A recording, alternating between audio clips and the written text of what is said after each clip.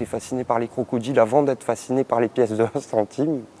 Mais voilà, après c'est la pièce, l'œuvre en fait, elle est née de ce croisement quoi, finalement.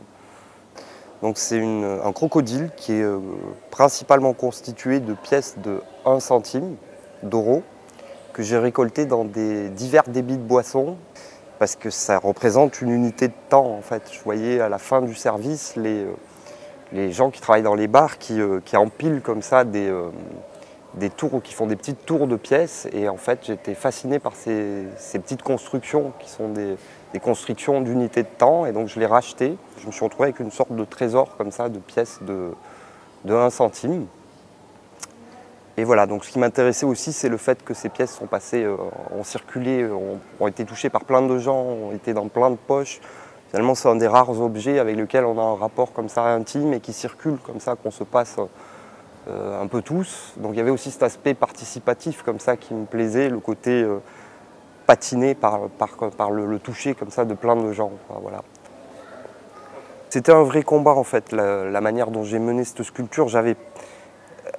Elle s'est construite petit à petit dans ce combat avec les matériaux en fait.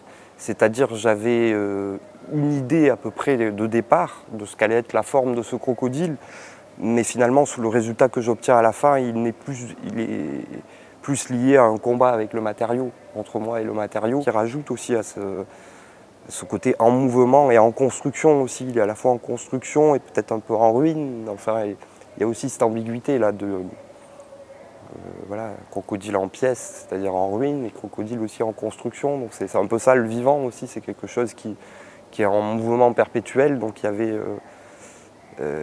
cet état d'instabilité un peu qui est apparu en faisant. Je voulais en fait que figure dans le titre tronc cérébral, le cerveau reptilien, parce que c'est un des aspects de la réflexion par rapport à cette pièce qui était important pour moi.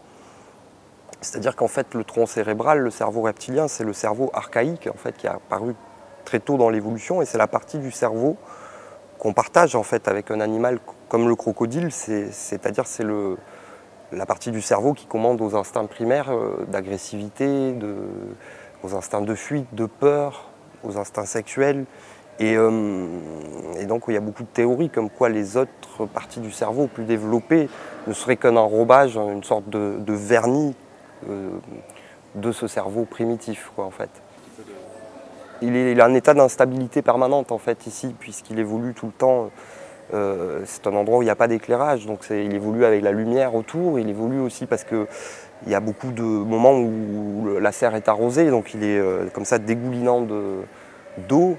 Et puis l'environnement autour va évoluer aussi. Les jardiniers m'ont dit que bientôt toute cette partie elle est toute mauve de fleurs. Donc il va y avoir comme ça un rapport entre le mauve et le doré du crocodile qui va être intéressant, enfin, qui va sublimer aussi la pièce pour un moment. Et donc j'aime bien ce rapport comme ça. Enfin, ça accentue le côté vivant en fait, de la sculpture qui était important pour moi. Quelque part, je lui ai rendu sa liberté.